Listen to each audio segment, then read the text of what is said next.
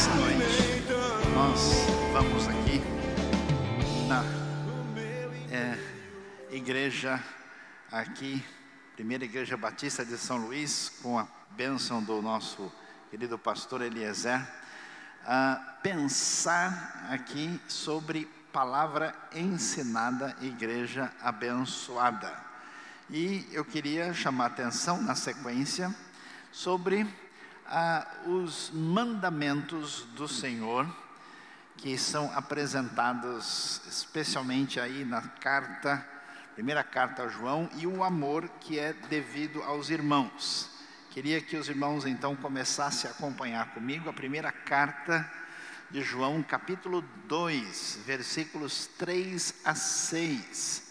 Muito interessante o texto, que vai dizer muitas coisas valiosas para o nosso conhecimento da palavra de Deus. Diz o seguinte: e sabemos que o conhecemos se guardamos seus mandamentos. Aquele que diz, eu conheço, e não guarda seus mandamentos, é mentiroso, e a verdade não está nele. Mas todo o que guarda a sua palavra, neste o amor de Deus tem de fato se aperfeiçoado. E assim sabemos que estamos nele. Quem afirma estar nele também deve andar como ele andou. Não sei se a gente pode lembrar bem, as cartas de João, as 3 cartas são escritas aí já numa época adiantada da história da igreja primitiva no primeiro século. Os estudiosos calculam aí por volta dos anos 80, e elas são escritas com a intenção de tentar corrigir alguns caminhos equivocados que estava sendo uma realidade, especialmente nas comunidades cristãs em torno ali da região da Ásia Menor, onde João tinha feito grande parte do seu ministério. E o que tinha acontecido? Surgiu uma ideia que alguns teólogos vão chamar de inclinação pré-gnóstica, nesse ambiente, onde um grupo de pessoas começou a dizer o seguinte: nós somos mais importantes que os outros. Os irmãos já viram isso em algum lugar, né? Qualquer semelhança não será mera coincidência. E por causa disso, eles diziam que eles tinham um conhecimento iluminado acima dos demais. E com essa ideia, eles entraram em caminhos muito complicados. Um caminho bastante estranho era um caminho, vamos dizer assim, de elitismo, de separação, de distância dos outros, que fazia com que eles prejudicassem a relação, o relacionamento de fraternidade entre os próprios irmãos da igreja. O segundo problema é que, como eles diziam que eles tinham muito conhecimento, e esse conhecimento era um conhecimento místico iluminado, eles começaram a seguir ideias que não são bíblicas, que não são ensinadas por Jesus, por nenhum dos profetas nem apóstolos, que é uma ideia que muita gente da igreja tem na cabeça, que o espírito é superior à matéria, que não é uma ideia bíblica de jeito nenhum. Tanto é que nós aguardamos a nossa ressurreição. Jesus, depois de ressurreto, comeu peixe e comeu mel, mostrando que ele era corpo de verdade. A matéria não é uma ilusão, a matéria não é inferior, do Senhor é a terra, é a sua plenitude, o mundo e os que nele habitam. E Deus viu que tudo que ele tinha feito, e tudo era bom, né? Então, essa é a realidade. Mas eles diziam o seguinte, que era um pensamento que tinha origem em Platão, depois se desenvolveu no pensamento neoplatônico e entrou em várias seitas estranhas daquele mundo greco-romano, de que o elemento material é ruim. Por isso eles diziam o seguinte: não, Jesus nunca de fato ressuscitou de verdade, e muito menos seria possível acreditar no milagre da encarnação. Eles faziam uma separação Por isso que você vai ver 1 João falando daquele que nega que Jesus Cristo veio em corpo, veio em carne. E essas discussões são apresentadas e 1 João vai, assim, questionar esse comportamento. Com a intenção de confrontar esse ensinamento errado, por isso que ele vai usar tanto a palavra conhecer. É o verbo grego gnosko, aparece, sabemos que é a mesma coisa que conhecer, que o conhecemos, aquele que diz eu conheço. Então você vai ver depois no verso 5, e sim sabemos que estamos nele, saber e conhecer estão andando por tudo quanto é lugar, especialmente na primeira carta de João. E havia um terceiro problema, que era um problema de comportamento ético. Olha só que coisa complicada. Esse pessoal dizia o seguinte: já que o que importa é só o espiritual, já que o importante, vamos assim dizer, é só a intenção do espírito, do coração, o que a pessoa faz com o corpo não tem problema nenhum. Eles chegavam a pensar mais ou menos o seguinte: se você pega uma barra de ouro e enfia ela na lama, depois de 10 dias você tira, continua ouro.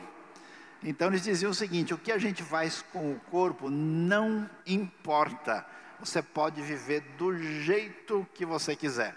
Uma ideia muito comum na maneira prática de muitas pessoas viverem hoje. Então o que acontece? João vai escrever essa carta com a intenção de fazer 3 testes para saber se as pessoas da comunidade cristã primitiva estão de fato sendo discípulos de Jesus. Um teste é doutrinário. Se eles de fato entendem que Jesus é o Filho de Deus, que é o Emanuel, o Deus encarnado, e que ele ressuscitou. Se eles entendem com clareza que aquele que ama a Deus deve também amar seu irmão, deve ter uma consequência no relacionamento entre as pessoas, e se essas pessoas obedecem e guardam os mandamentos de Deus, se eles têm um cristianismo que envolve obediência e ética, ou é simplesmente uma coisa mística, uma coisa, entre aspas, iluminada, que não tem nenhuma decorrência na vida praticamente que a pessoa tem no dia a dia.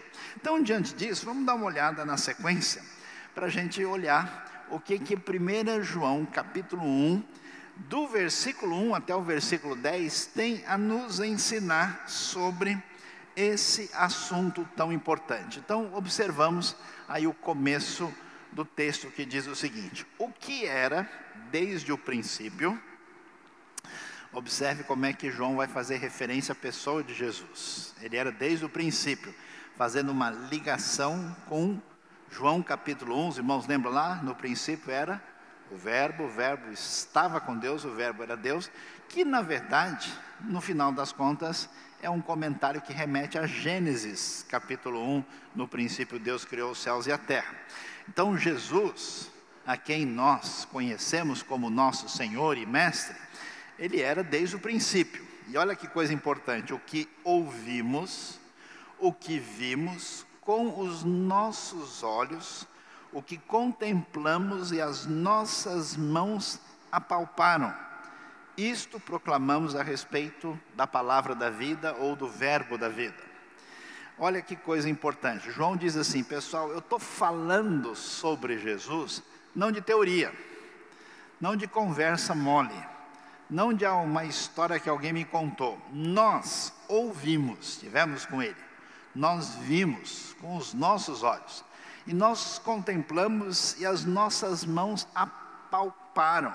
Porque o pessoal pensava num Jesus assim meio fantasmagórico, um Jesus do Halloween, né? Um Jesus assim meio puramente destituído de realidade física. E João diz: olha, eu posso dizer para vocês, né? E é importante o quê?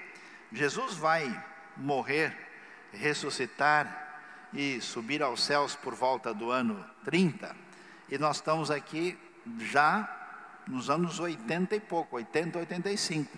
Então, numa época como essa, é possível alguém começar a falar coisas sobre Jesus que não é bem assim. Então João diz, olha, vocês querem saber? Eu vi de perto, eu toquei, eu apalpei, e eu vou mostrar para vocês a realidade da pessoa bendita de Cristo Jesus, Deus entre nós, que nós vamos comemorar daqui a poucos dias em toda a cristandade. A vida se manifestou, nós a vimos e dela testemunhamos, e proclamamos a vocês a vida eterna, que estava com o Pai e nos foi manifestada. João também nos dá uma dica aqui, do que significa ser um apóstolo. Um apóstolo é uma pessoa que conviveu com Jesus, e que foi testemunha da sua ressurreição, e portanto ele é um autorizado. A palavra apóstolo é uma tradução grega, de um termo hebraico chamado shaliach. O shaliach era um enviado oficial em nome de uma autoridade superior. Então ele diz, olha, eu vi, eu contemplei, e eu estou aqui como esse tipo, ainda que ele não use a palavra apóstolo, de emissário oficial que sabe do que está falando. Então, ele era a vida que se manifestou, a vida eterna que estava com o Pai e nos foi manifestada. Continuamos e vamos ver. Nós lhes proclamamos, no verso 3, na sequência, o que vimos e ouvimos, para que vocês também tenham comunhão conosco. E muito interessante observar aquilo que chama nossa atenção, né? Esse é o perigo de gente que estuda a Bíblia e não põe o pé no chão. Tem dois tipos de crente complicado, né? Tem um que é o crente passarinho, andorinha, ele só vive no céu, só vive lá em cima, ele nunca chega em lugar nenhum. Tem um outro que é o crente tatu, ou topeiro, está sempre lá no fundo do buraco, está sempre aprofundado e nunca chega na superfície. O bom cristão deve ser parecido com uma árvore. À medida que as suas raízes são profundas, ele se eleva cada vez mais perto do céu. Então esse equilíbrio é muito importante e valioso. Ele está falando sobre a manifestação do Filho de Deus, a comprovação de que tudo o que aconteceu é verdade, e essas coisas estamos proclamando para quê? Para que vocês parem de brigar. Olha que coisa interessante, né? Olha que coisa mais linda, mais cheia de graça, é o texto que passa para a nossa lição. Para que vocês tenham comunhão conosco, para que vocês aprendam, porque a boa teologia, o bom ensinamento bíblico produz uma vida equilibrada, sensata, diferente. A nossa comunhão é com o Pai e com o seu Filho Jesus Cristo. Não dá para separar, porque o Filho é que mostra a nós o Pai. Escrevemos estas coisas, olha que outra coisa interessantíssima, né? Para que a nossa alegria seja completa. Preocupação, portanto, é comunhão e alegria. Porque tem crente que tem a cara tão feia, tão ruim, que se ele for para o céu, o cara fala, eu vou para outro lugar. Não é possível, se esse cara, com essa cara de quem está chupando limão o tempo todo, se ele está indo para o lugar, eu quero ir para o outro, porque não é possível, né? Desse jeito não dá. A nossa alegria seja completa, a nossa satisfação e comemoração, como quem está servindo aí o Senhor no reino de Deus. Vamos então prosseguir, ler mais o texto, e depois a gente vai dar uma atenção mais detalhada às coisas mais importantes que existem aí. Esta é a mensagem que dele ouvimos e transmitimos a vocês. Deus é luz, nele não há treva nenhuma alguma. Ou seja, João vai fazer uma coisa interessante no meio desse pessoal confuso, dizendo, pessoal, não dá para ficar em cima do muro, não dá para ficar na confusão. Se você está com Deus, Deus é luz, nele não existe trevas. E ele vai então confrontar, e é uma coisa interessante como tudo está interligado. É igual, né, aquele monte de lata de palmito e de ervilha que está no supermercado. Você tira uma, cai tudo. Então João vai mostrar que a boa doutrina e o bom ensinamento é o caminho para o bom relacionamento com os outros e o caminho para boa conduta e boa ética. Um influencia o outro. Porque tem gente que às vezes só quer saber de estudo profundo, e a vida dele vai profundo, não vai funcionar. Tem gente que só quer festa, comunhão, alegria, ele come todos os brigadeiros da festa, amém, irmãos? Quem foi abençoado, levante a mão, né? Ele gosta disso, mas ele não quer nem saber de uma coisa mais séria, aprofundada. Ele quer viver só no chantilly da fé cristã, só lambendo o açúcar pelas beiradas. Isso não vai funcionar. E tem outros que até são pessoas muito relacionais, alegres, têm, vamos dizer, uma vida correta, são pessoas que agem corretamente, mas que não desenvolvem outras áreas. Então ele vai mostrar como tudo está ligado.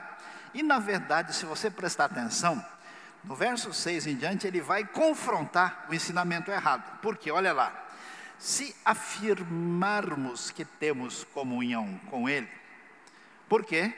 Porque tinha um grupo lá dentro afirmando que tinha comunhão. Aliás, geralmente, quem está fazendo bobagem está sempre proclamando sua justiça. Geralmente, quem acha que é alguma coisa está dizendo para todo mundo que é isso e aquilo. Além de ser um comportamento muito pouco educado, né, mostra que a pessoa está no caminho errado. Se afirmarmos que temos comunhão com Ele, mas andamos nas trevas, ou seja, é o que estava acontecendo. Gente que dizia, não, a gente é de Jesus. Não, nós estamos, né, com o Senhor. Mas eles tinham uma vida imoral, uma vida incorreta, uma vida de injustiça, uma vida de mentira. Então ele diz, se vocês fazem isso, o que acontece? Quem faz isso mente e não pratica a verdade, confrontando o tipo de vida desses hereges da região. E ao mesmo tempo, olha o detalhe, se porém andarmos na luz, a diferença é, no verso 6, eles afirmam, no verso 7, não se afirma, se anda. Se a gente anda na luz como Ele está na luz, e aí vem uma coisa tão interessante, que quem anda na luz, que permite que a luz revele as suas fraquezas, erros e pecados, e que submete-se a Deus em função dessa revelação, para mudar a sua vida, como Ele está na luz. Olha que coisa interessante, a gente esperaria isso, né? Se andarmos na luz como Ele está na luz, então a gente vai ter a vida toda certa, é isso? Ele não diz isso. Temos comunhão uns com os outros. Quem anda na luz tem bons relacionamentos, que coisa diferente. E o sangue de Jesus Cristo, seu Filho, nos purifica de todo o pecado. Há uma relação entre purificação, andar na luz e ter bom relacionamento. Mas vamos adiante. No verso 8, ele prossegue e vai dizer, se afirmarmos que estamos sem pecado, enganamos a nós mesmos. É diferente do verso 6, que diz que se afirmamos que temos comunhão, mas andamos nas trevas. No 8 agora, que afirmamos que estamos sem pecado, algumas traduções têm uma variação sobre isso. Se afirmamos que não pecamos, né, enganamos a nós mesmos e a verdade não está em nós. Qual que era o problema? O problema desse grupo é que eles negavam que o problema nosso é o pecado e a nossa fragilidade diante de Deus. Eles diziam, como muita gente acredita hoje, que o problema das pessoas é falta de conhecimento. Se a pessoa for suficientemente iluminada, tudo vai ser resolvido. E a gente sabe que isso não se verifica. Nós tivemos, durante 4 séculos de Inquisição, mais ou menos 2.000 mortos.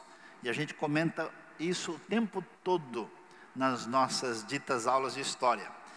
Nós tivemos mais de 100 milhões de mortos no último século, causados por sociedades supostamente bem educadas. Sociedade onde todo mundo tinha, inclusive, o melhor padrão de educação já esperado, e são os campeões de homicídios, de assassinatos em massa e de coisas terríveis, de verdadeiros crimes contra a humanidade, como, por exemplo, o caso do nazismo. Nós, então, vamos ver que quem afirma engana-se, a verdade não está nessa pessoa. O caminho qualquer é confessar os nossos pecados. Confessar no original quer dizer assinar um documento em concordância com. A palavra é a palavra que deu origem em português à palavra homologação. Ou seja, se eu permito que a luz chegue na minha vida, você quer saber se você está mal? Qual foi a última vez que você se criticou, em vez de criticar os outros? Quem não se critica não vai a lugar nenhum. Quem não tem marcha ré vai bater o carro o tempo todo. Quem não realinha o seu roteiro vai terminar no lugar errado. Então, se confessarmos os nossos pecados, concordando com Deus sobre o que Ele diz sobre nós, Ele é fiel e justo para perdoar os nossos pecados e nos purificar de toda injustiça. A gente usa isso muito para a pessoa que vai se converter, né? Mas João está usando isso no ambiente onde as pessoas estão desviadas da doutrina correta, para que eles entendam não só o começo da fé, mas a continuidade. E o verso 10 é diferente do 8.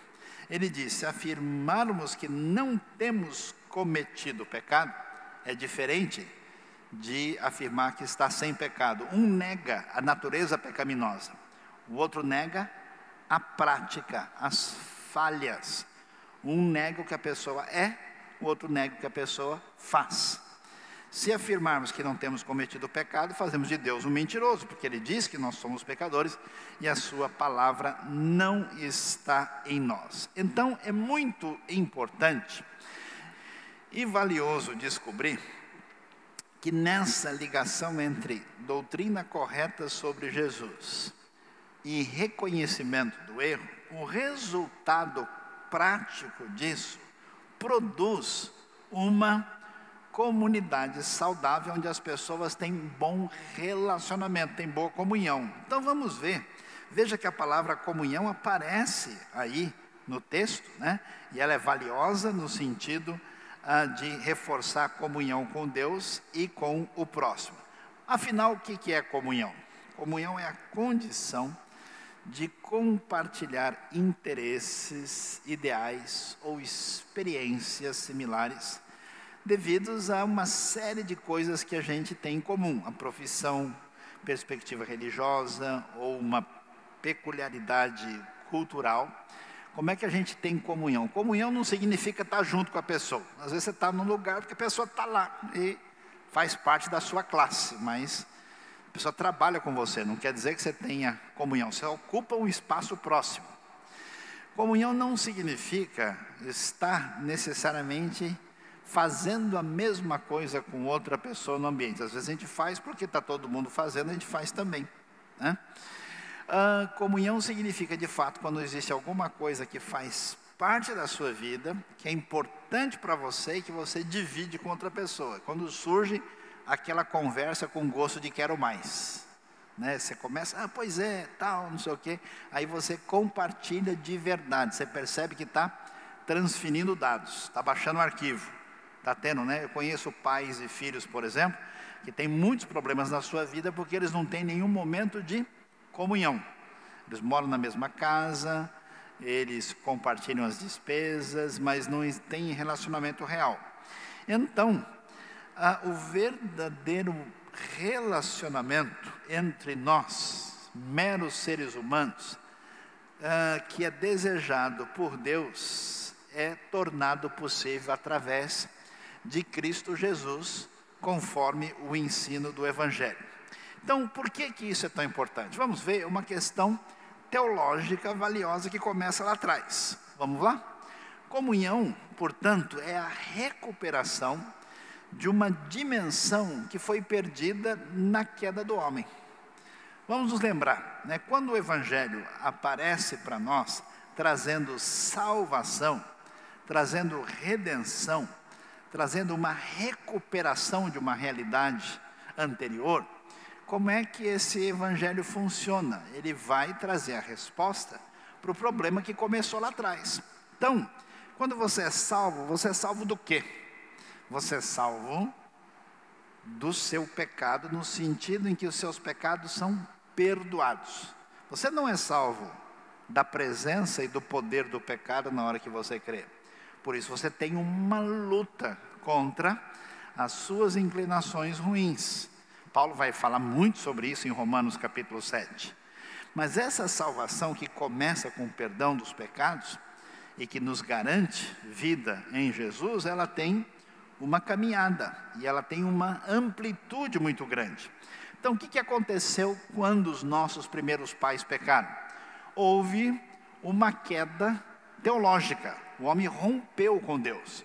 Quando alguém passa a ser discípulo de Jesus, seguidor de Jesus, e recebe Jesus na sua vida, ele reata o relacionamento com Deus através de Cristo Jesus, que é o nosso sumo sacerdote, que nos aproxima de Deus e nos perdoa os nossos pecados. Mas também, quando o ser humano peca, ele passa por um problema que envolve um contorno psicológico. Você vai ver lá que na hora que Adão peca, lá em Gênesis, o que acontece? Ele se esconde.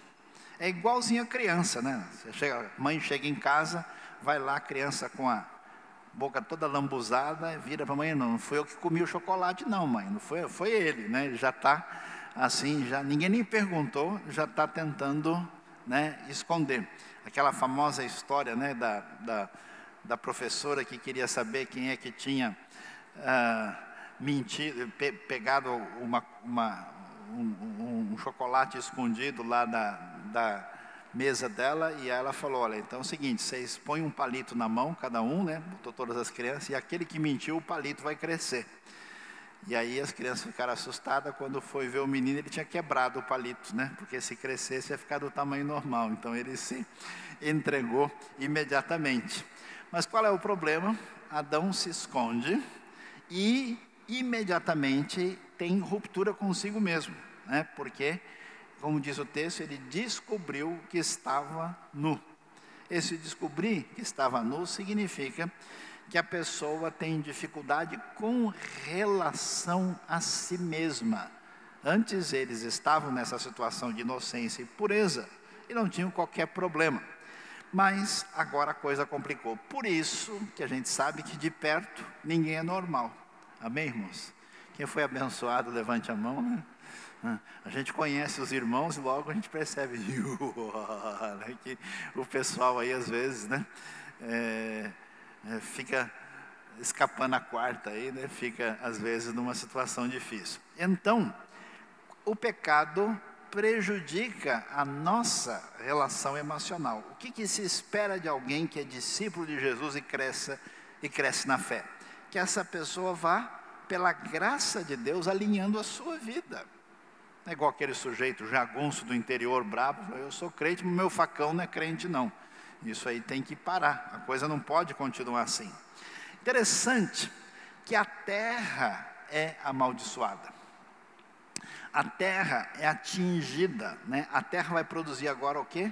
Cardos e abrolhos, espinheiros e ervas daninhas. Existe uma queda ecológica. O mundo hoje, em grande parte, tem problemas por essa relação difícil com a terra.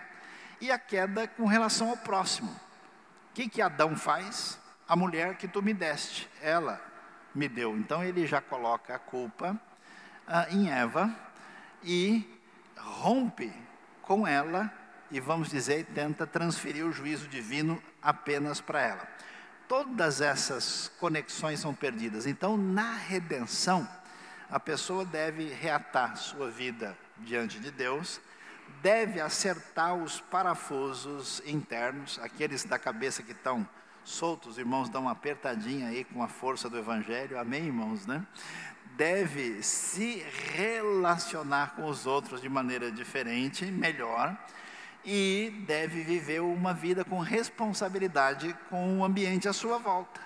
Tudo isso envolve essa recuperação daquilo que foi perdido. Vejam só como isso é importante quando a gente olha adiante o que 1 João nos ensina. Vamos prosseguir? 1 João, por exemplo, no capítulo 3, vai fazer uma coisa interessante, porque ele vai dizer sobre a diferença de quem está com Deus e quem não está.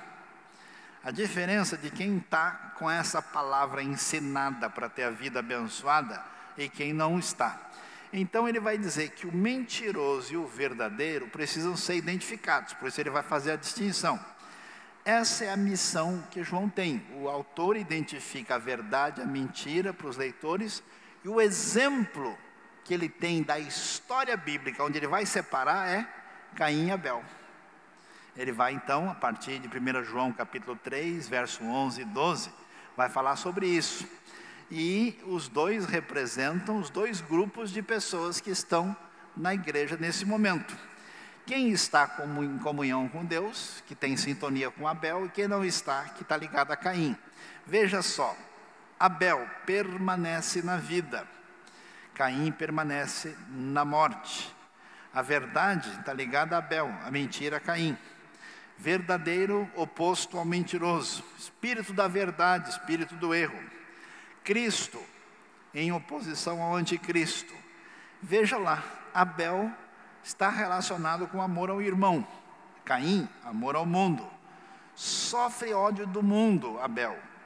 Caim tem ódio ao irmão, e a diferença entre andar na luz e andar nas trevas. Diante disso, dessa distinção que vai acompanhar João, vamos observar o que o texto diz especificamente na sequência. Os filhos de Deus e os filhos do diabo manifestam-se assim: quem não pratica a justiça não é de Deus, nem quem não ama seu irmão. Porque a mensagem que ouviste desde o princípio é esta, que nos amemos uns aos outros. Não como Caim, que era do maligno e matou seu irmão. Por que o matou?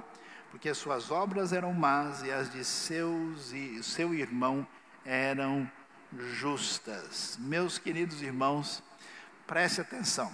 A gente vive em uma época muito complicada, onde a gente está acostumado com o ódio, a raiva e o conflito, e vive num ambiente de trivialização da violência.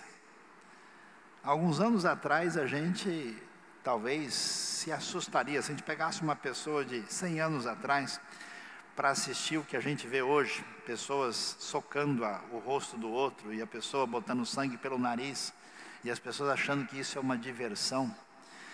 A banalização da violência, a gente vê pessoas explodindo a cabeça, isso virou uma coisa ou engraçada, ou, como alguns têm até, um desejo de ver sangue e violência gratuita. É muito complicado esse tipo de pensamento quando a gente vê a diferença dessa maneira de ser e da mensagem do Evangelho. De tal maneira que a gente, por exemplo, não acha um problema. Se a gente falar, olha, tem um cristão fumando, nossa, que absurdo. Tem um cristão bêbado, um absurdo.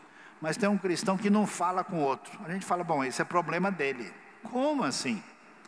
Não é possível manter uma relação de ódio e de hostilidade com relação a outra pessoa. Claro que ninguém vai viver em sintonia ou morrendo de amores por alguém que pensa diferente. Isso aí é uma outra coisa. Mas nós não temos o direito de ter qualquer tipo de perspectiva equivocada. Por isso, a proposta de João é corrigir o rumo. João pretende corrigir uma compreensão errada, uma visão confusa e errada do cristianismo da época e do que significava verdadeira comunhão. Vamos ver quais elementos aqui precisavam ser corrigidos. Primeiro, a rejeição de Jesus como ser humano. Eu nunca me esqueço de uma vez que alguém estava comentando com outra pessoa sobre um procedimento, como é que a gente deveria reagir. Aí a pessoa falou, mas Jesus ensinou isso, e ele fazia assim. Na hora o outro falou, mas Jesus era Jesus, né? Como assim, né? Você vem trazer Jesus para mim? Jesus é uma criatura etérea. Quando a gente afasta Jesus da experiência humana, No fundo, o que a gente quer é justificar o nosso procedimento. O que a Bíblia diz? Que ele em tudo foi tentado como nós.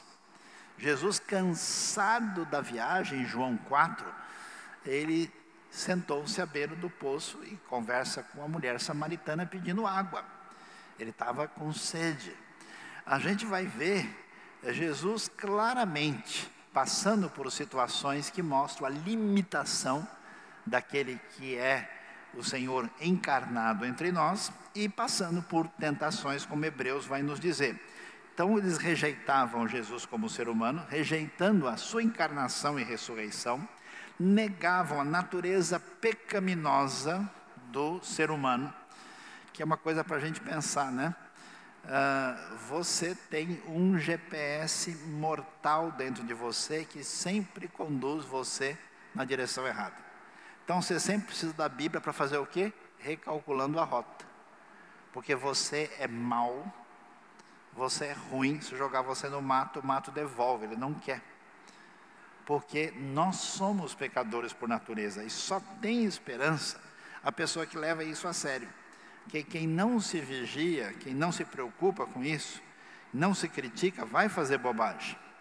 Prática de uma espiritualidade falsa. Interessante que o pessoal aqui, atenção, era mais espiritual do que os outros. Estavam lá, né, tendo um monte de manifestações místicas superiores.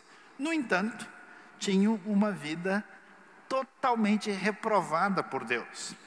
E, na prática, tinha uma ruptura de comunhão com os outros e discriminavam as pessoas inferiores.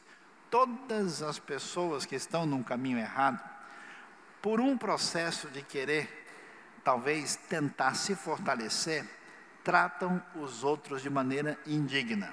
Ou ele tenta valorizar as suas características pessoais, ou a sua pretensa posição econômica, ou a sua educação, ou o lugar onde ele mora, ou os objetos que ele tem, tudo ilusão e bobagem da cabeça humana, porque todos nós somos igualmente importantes diante de Deus. Então, qual é o caminho que nós precisamos ter aqui em São Luís, no Brasil e no mundo, à luz dos ensinamentos da primeira carta de João? Qual é o caminho da verdadeira comunhão? Não é uma questão isolada. Quando alguém, é igual quando a pessoa vai no médico. O médico começa a perguntar, olhar, pede exame, olha bem os olhos, vai lá, manda respirar, mexe o coração, mede a pressão, observa aqui. Aí ele descobre o quê? Que aquilo que é superficial tem uma raiz mais profunda. Então, quando alguém tem problema de comunhão, não é só problema de comunhão, é mais sério. Quando alguém entra em conflito com os outros, quando alguém causa divisão, quando alguém bate de frente, quando alguém não perdoa, quando alguém é rude, quando alguém erra nessa área, a questão é mais profunda, tem relação com Deus e com a igreja, por meio de Cristo. Há outras coisas envolvidas. Comunhão não é uma coisa que não tem nada a ver com as outras. Por isso, os nossos problemas de relacionamento têm raízes em problemas espirituais. É interessante isso. Não parece claro à primeira vista. Acho que a pessoa, não, ele tem problema de relacionamento porque ele é nervoso, o time dele perdeu, né? Porque ele estava sentindo meio mal, não, porque ele pegou muito trânsito, ele está com dor de cabeça, né? Não é o caso, há problemas por trás. Deus é luz. Luz significa santidade e revelação da verdade. Como é que eu posso caminhar na minha vida? Sempre permitindo que a luz de Deus chegue para mim e me faça reavaliar situações. Você, no momento em que você não quiser mais melhorar, não puder sensatamente se criticar, não há mais esperança para a sua caminhada. Por que as pessoas estão se separando hoje? Por que as pessoas estão jogando para cima suas famílias? Por que as pessoas estão fazendo loucura basicamente, em grande parte, por mero egocentrismo, onde a pessoa olha só a si mesmo, não entende que precisa reavaliar nada, e se a gente não faz isso, não há nenhum caminho de progresso na vida, em nenhuma área. A pessoa só vai adiante quando ela tem a humildade que a luz de Deus produz para sempre reavaliar sua caminhada.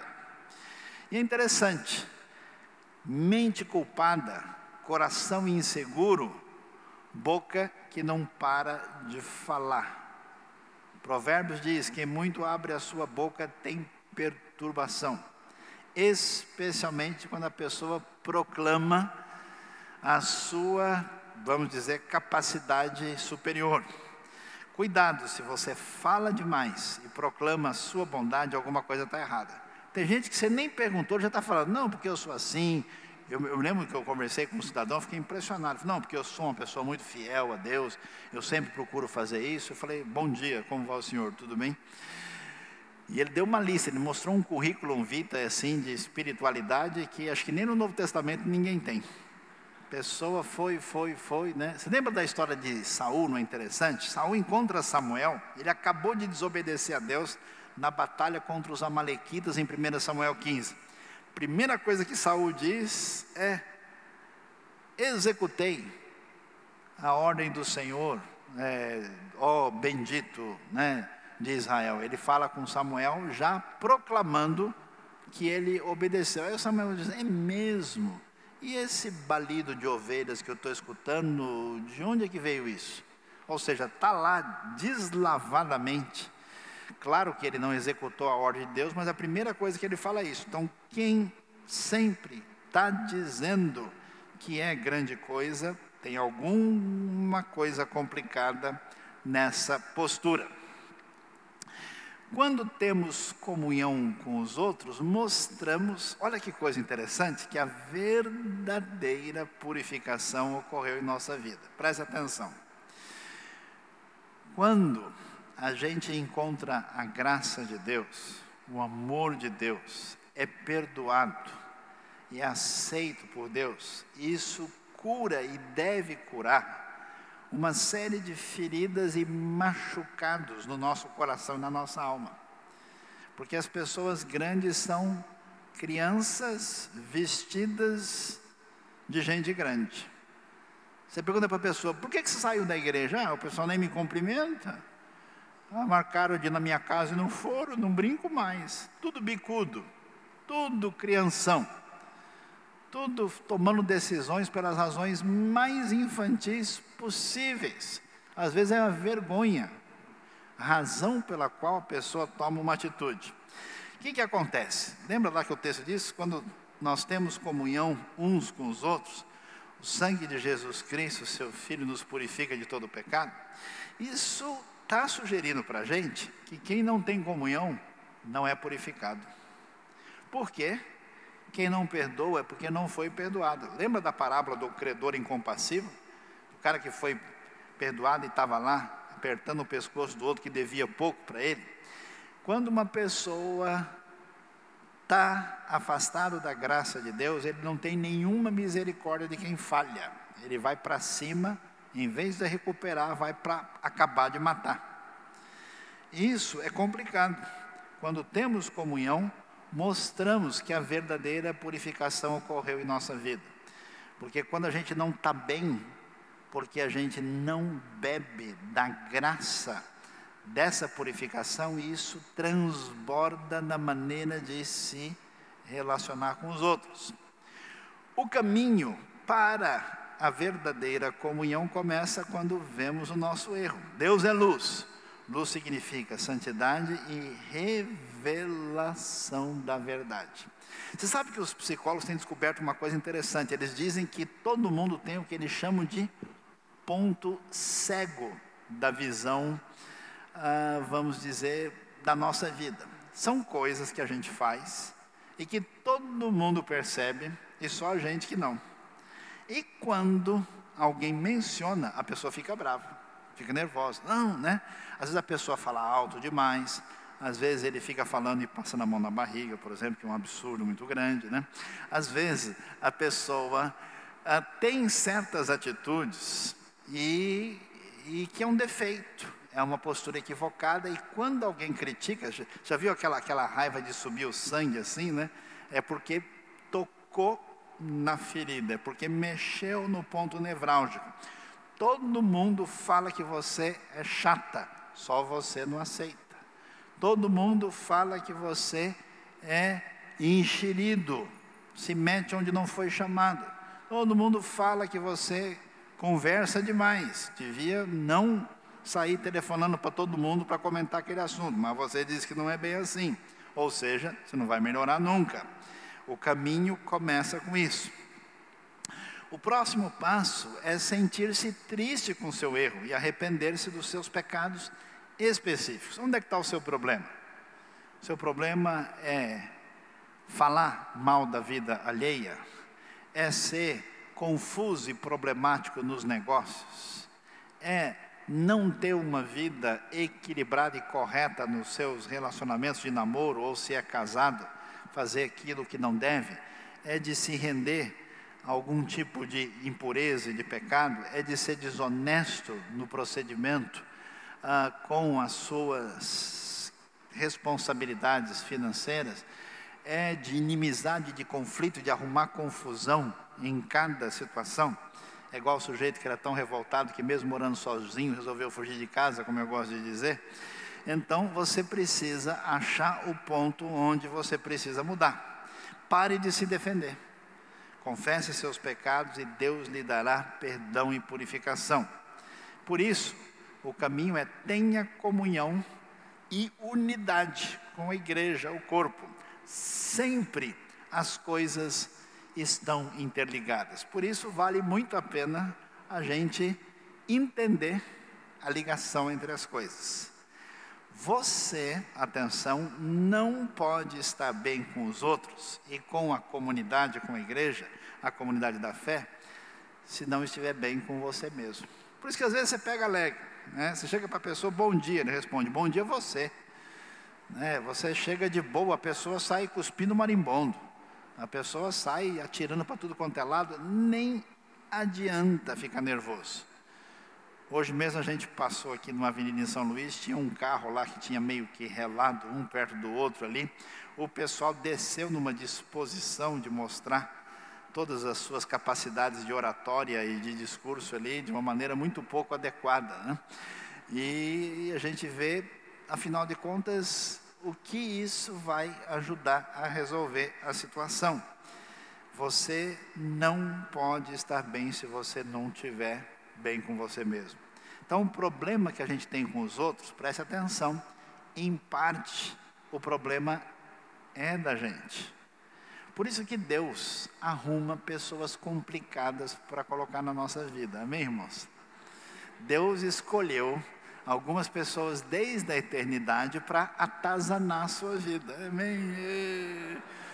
Quem recebeu a bênção, né? Levante a mão, né? Porque essas pessoas que a gente acha que são um problema, no fundo, tem uma oportunidade muito grande para você de melhorar a sua vida. Quando você fica irritado desnecessariamente com uma pessoa, quando você de alguma maneira perde a paciência, isso está revelando situações em você que precisam ser melhoradas. Senão você ficava de boa. Não tem razão para você ficar tão nervoso, reagir tão destemperadamente. Então, isso tem a ver com dificuldades em você. E se você não trata disso, quem vai ter problemas, na verdade, é você. É igual a pessoa que guarda ódio, ou que guarda raiva, ou que fica mexendo na ferida, ou que fica, vamos dizer, ali com ressentimento guardado no coração. O que a pessoa está sofrendo com o que você tem aí? Nada. O que a pessoa que prejudicou você, ou que você teve algum tipo de confusão, qualquer que seja, que isso vai atingir a pessoa quando você fica, né? Como é que a gente fica aquele azedo, né? Parece doce de jaca mole assim, já vencido, né? Que já começou a fermentar. isso não vai levar a nada. Você que fica apodrecendo por dentro. Então deixa de ser bobo. Pare de ficar azedando com relação ao outro, uma coisa que só vai matar você. Por isso, você não pode estar bem com você mesmo se não estiver bem com o próprio Deus. Estar bem com o próprio Deus significa abrir a mente e o coração para conhecer a Deus. Por que muita gente não lê e não estuda a Bíblia de verdade? Porque a cabeça está tão cheia que não cabe Deus lá dentro. O coração está tão congestionado que ele nem pode parar para pensar em coisas espirituais com profundidade, porque não cabe. Tal é a ansiedade, a perturbação e a confusão que está lá dentro. Então, para com isso. Volte o seu coração para Deus, medite e receba a palavra de Deus, entre em sintonia com Deus, aí você alinha aqui dentro, aí a coisa fica de boa, numa tranquilidade, e aí você começa a ver as pessoas de maneira diferente. Eu tenho visto gente, até na sua vida, na família, teve um relacionamento complicado com o pai ou com a mãe e tal. No primeiro momento, tinha uma espécie de ódio, depois uma espécie de amargura, ressentimento, até que a pessoa foi trabalhada pela graça de Deus, aí ele começou a pensar, peraí, mas a pessoa fez isso, mas ela também não sabia exatamente o que ela estava fazendo. Não, mas essa pessoa, puxa, meu avô era assim, minha mãe era desse jeito, mas hoje eu entendo por que ela fez isso, por causa da época, por causa do tipo de ensinamento, por causa da criação que ela teve. Aí a pessoa vai ficando de boa, vai baixando a bola, e depois ele até diz, puxa, que coisa, Não é que o meu avô, minha mãe, meu pai fizeram tanta coisa boa que eles tinham condição, não puderam fazer mais porque não era possível, e a pessoa tira o veneno do coração. Deus nos abençoe. Deus abençoe a nossa vida para que a gente tenha comunhão verdadeira e relacionamento com Deus, ande na caminhada com o Senhor e tenha comunhão uns com os outros do jeito que a palavra de Deus ensina. Amém? Deus abençoe o nosso coração. Vamos baixar nossa cabeça? Vamos orar? Coloque diante de Deus. Pode ser aí que você tenha algum entrevero, pode ser que alguém falou mal de você, pode ser que você está engasgado aí no coração, pode ser que tem gente que você está orando para não aparecer na sua frente, pode ser que o bicho está pegando, para falar português claro, Pode ser que você está precisando dar uma alinhada aí. Não coloca isso diante de Deus, porque quando a palavra é ensinada, a igreja é abençoada. Quando a gente entende o caminho de Jesus, a gente está no caminho da luz. Vamos orar.